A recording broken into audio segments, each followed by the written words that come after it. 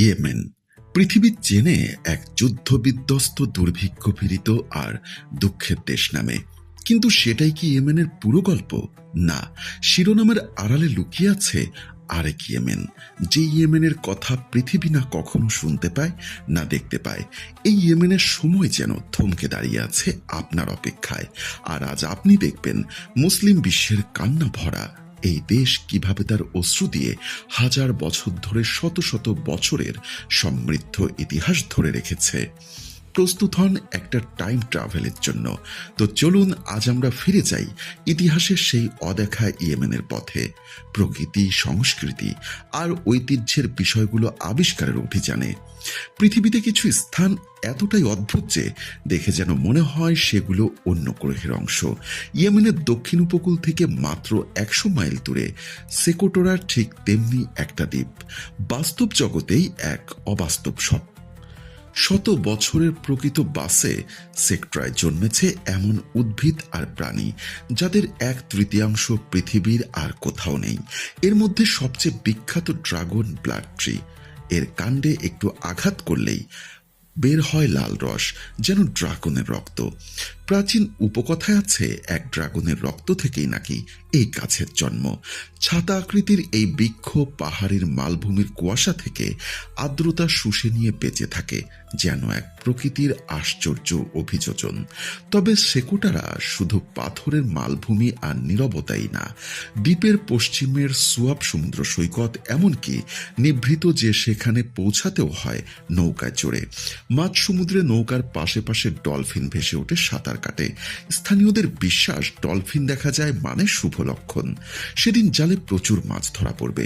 রওনা হওয়ার আগেই সৈকতে তারা ছোট আগুন জেলে নেয় আশীর্বাদের প্রত্যাশায়।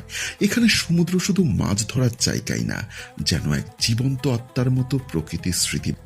সেকোটার সবুজ বিস্ময় পেরিয়ে ইয়েমেনের উত্তপ্ত মরুভূমিতে চোখে পড়ে প্রাচীন স্তরের সারি, সেবার রানী বিলকিসের মন্দিরের ভগ্ন অবশেষ। বালুরাশি ভেদ করে ওঠা থাকা এই পাথরের স্তম্ভগুলো হাজার বছর পুরনো সভ্যতার স্মৃতি আজও ধরে রেখেছে। তবে স্মৃতি ধরে রাখতে শুধুই পাথরের স্তম্ভই না, স্মৃতি কখনো টিকে থাকে মাটির দেওয়াল আর প্রজন্মের বিশ্বাসে।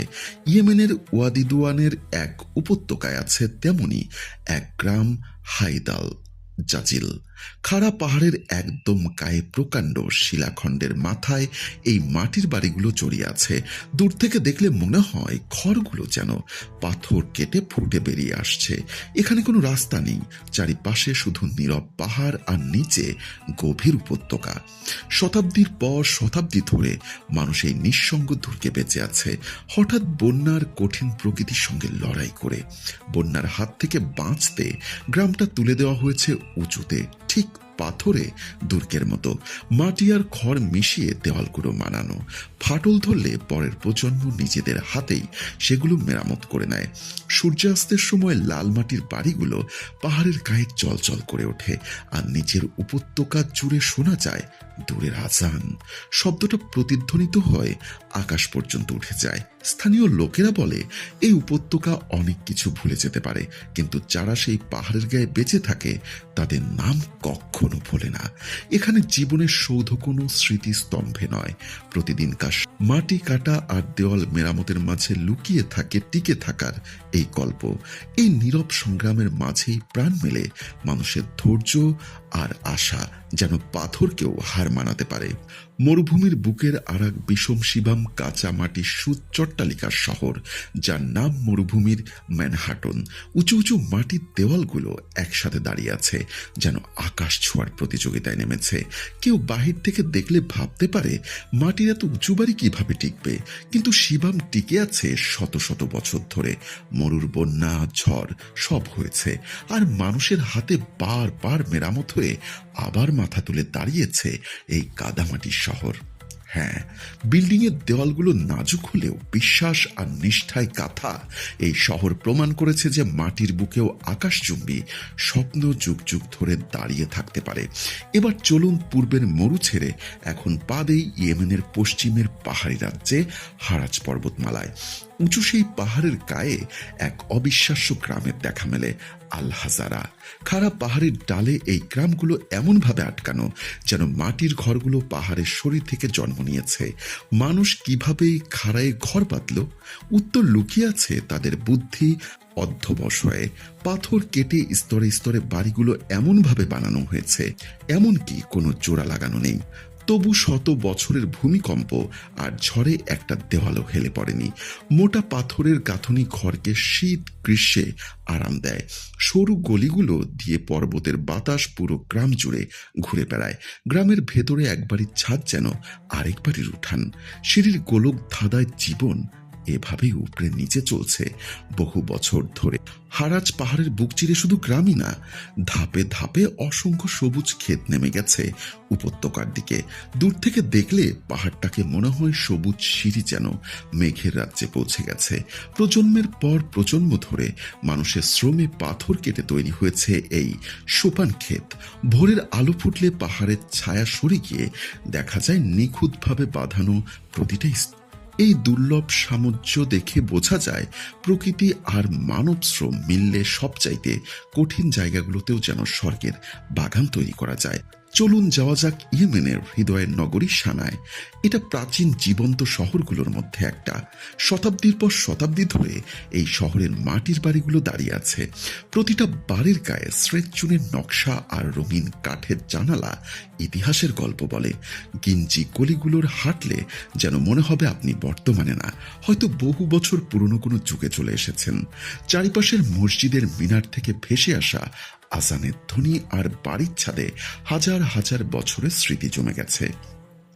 সানার মানুষ এখনো ভোরের চায়ের কাপে চুমুক দিয়ে পুরনো দিনের গল্প বলে, আর সূর্যাস্তের ছাদে উঠে দূরের মিনারগুলো সুর শোনে। এই শহর যুদ্ধ আর পরিবর্তনের আঘাত সহ্য করেও নিজের আত্মা আজও হারায়নি। পুরনো সানা ইউক্রেন বিশ্ব ঐতিহ্য হয়েও আজও কোলাহল মুখর। অতীত এখানে জাদুঘরে বন্দি না, বর্তমানের সাথে কাঁধ মিলিয়ে চলে। সানার ঐতিহ্যের মর্মমূলে দুইটা পবিত্র নিদর্শন সময়ের স্রোত উপেক্ষা করে আজও দাঁড়িয়ে আছে। একটা ইসলামের সূচনা লগ্নের মহান মসজিদ, আর অন্যটা তারও আগে নির্মিত এক বিশাল গির্জার ধ্বংসাবশেষ। সানার মহান মসজিদটা হজরত মোহাম্মদ সাল্লাল্লাহু আলাইহি ওয়াসাল্লামের জীবদ্দশায় নির্মিত। এই সাধারণ সাদা দেওয়াল আর খিলানগুলোর মাঝে হাজার বছরের ইবাদতের প্রশান্তি বসবাস করে। অন্যদিকে সানার মাটির নিচে লুকিয়েছিল আল কলিস গির্জার স্মৃতি। ষষ্ঠ শতকে ইথিওপীয় শাসকেরা গড়ে তুলেছিল এই গির্জা, যেটা কনস্টান্টিনোপল থেকে আনা মার্বেল আর মোজাইকে সুসজ্জিত ছিল। আর আজ গির্জার উপরে মাত্র কয়েকটা ভগ্ন স্তম্ভ দেখা যায়। এই দুর্দ্বীপের নিস্তব্ধতা থেকে প্রাণচঞ্চল নগরীর অলিগলি পর্যন্ত ইয়েমেনের এই যাত্রা আসলে কোনো মানচিত্রের পথ নয়, স্মৃতি আর বিশ্বাসের মধ্য দিয়ে চলা এক অভিযান। প্রতিটা দেশ যদি হয় একটা ফিসফিসানি, তবে ইয়েমেন একটা বিশাল সম্মিলিত সুর। অপরিচিত হয়েও কোথায় যেন ইয়েমেনকে পরিচিত মনে হয়, একটা বিস্তৃত স্বপ্নের।